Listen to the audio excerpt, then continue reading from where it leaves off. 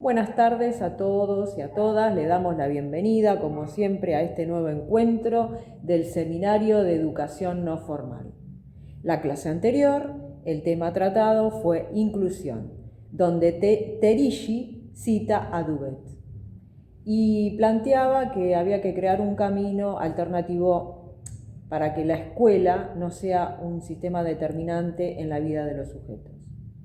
Entonces tendríamos que tener en cuenta los talleres que serían los caminos paralelos a esta escuela para que todos puedan continuar.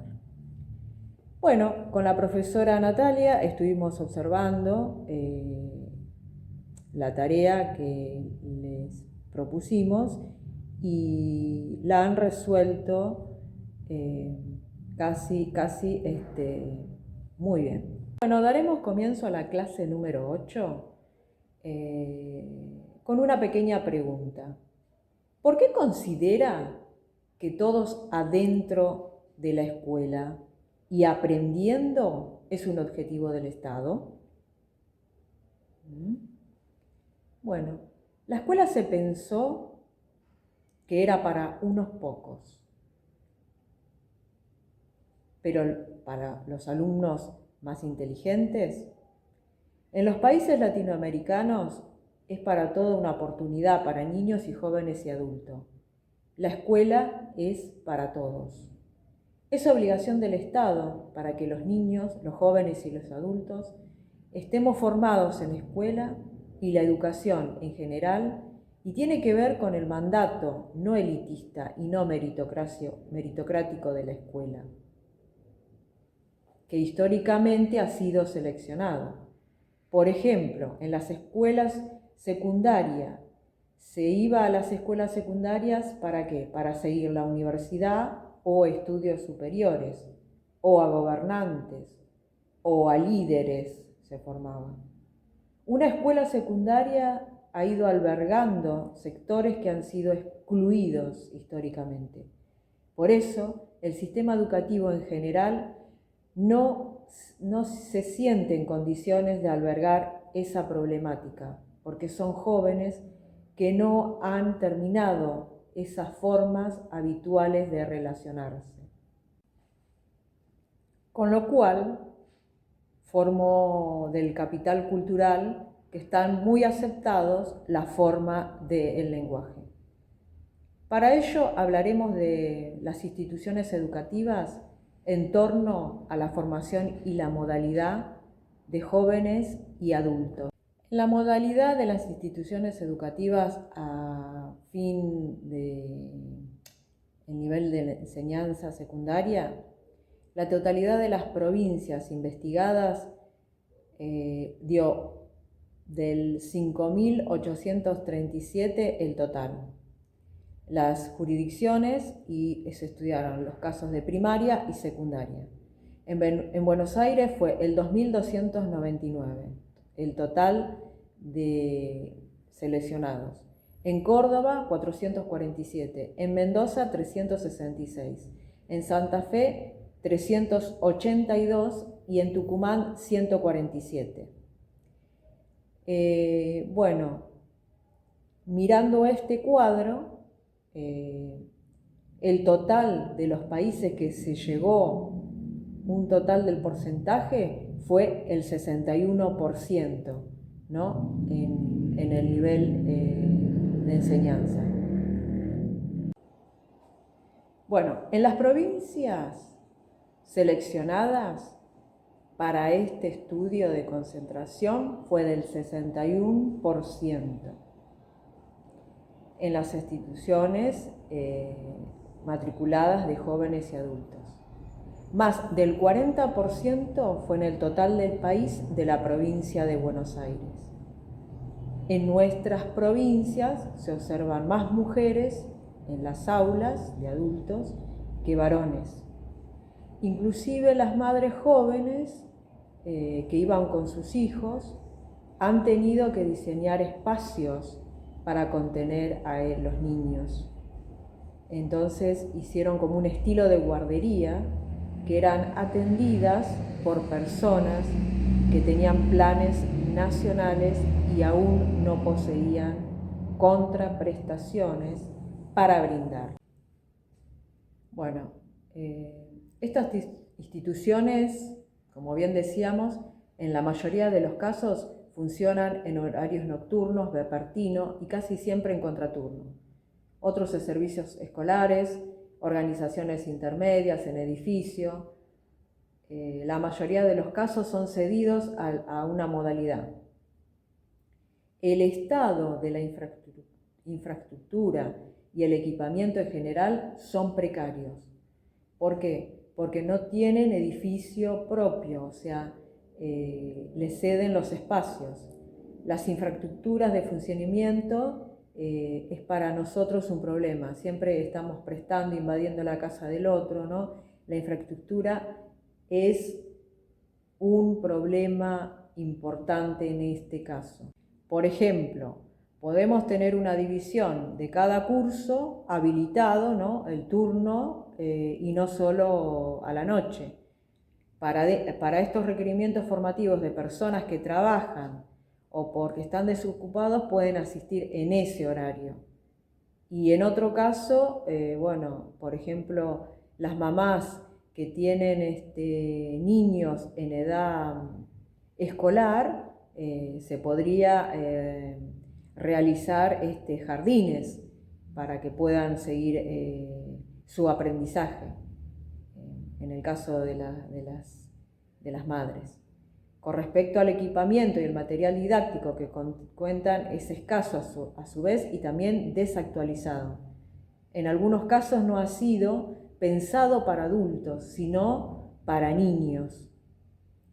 Y una de las deudas en educación de adulto es el tema del edificio, es decir, de la estructura. El problema, según este autor, es la estructura o la superestructura en materia de edificio y además en la modalidad, porque es parte de la política de los fines y por falta de reconocimiento del principio educativo permanente. El estudio expuesto aquí nos ha permitido avanzar en la búsqueda de información y en la construcción también de conocimientos sobre la educación permanente de jóvenes y adultos de nuestro país. Las provincias seleccionadas, que fueron reemplazando las estrategias sistemáticas, ¿no?, en ese desarrollo de varios diagnósticos para la construcción de la línea base, o sea, que se produjo una sintetización cuanti y cualitativa, significativamente a la vez relevante. Las provincias fueron en sus respectivas misiones, Tucumán, Córdoba, respectivamente. La situación inicial del escenario educativo permanente de jóvenes y adultos proporcionó información respecto a sus instituciones, estudiantes, docentes, contenidos curriculares, modalidades de enseñanza e iniciativas y experiencias innovadoras, con la intencionalidad de identificar concepciones, problemas y teorías críticas para la definición de las políticas. Un punto de referencia para que en futuras investigaciones o evaluaciones se puedan determinar en qué grado se van a alcanzar o no los objetivos propuestos, la forma de conflicto, indicando los puntos, ¿no?,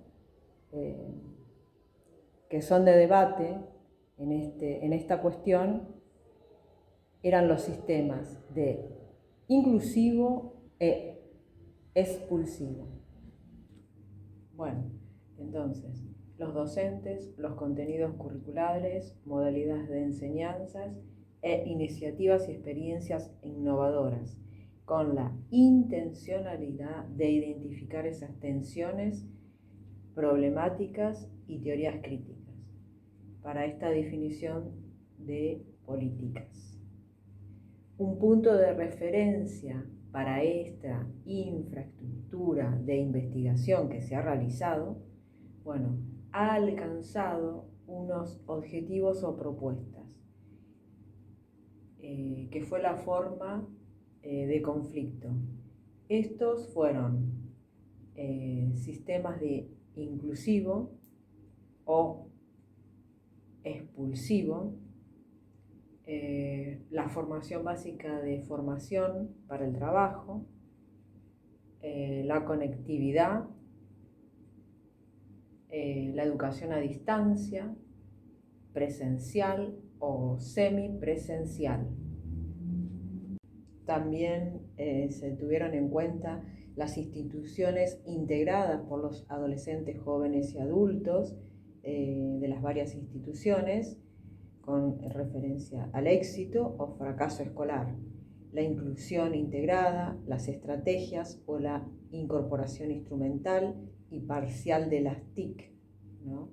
El reconocimiento o devaluación de las credenciales, la renovación o tradición normativa, y también la profesionalización o desprofesionalización de los docentes que articulaban o desarticulaban en ese contexto. A partir de los problemas y los temas que fueron presentados, se tomaron decisiones que fueron la expansión, la diversidad, la equidad, las funciones, el currículum, las modalidades de enseñanzas, las configuraciones institucionales, las trayectorias escolares de los estudiantes, la tecnología de la información y comunicación, los títulos y certificados, las normativas y los desarrollos que tenían laboralmente y profesionalmente de los docentes y con relación a la comunidad.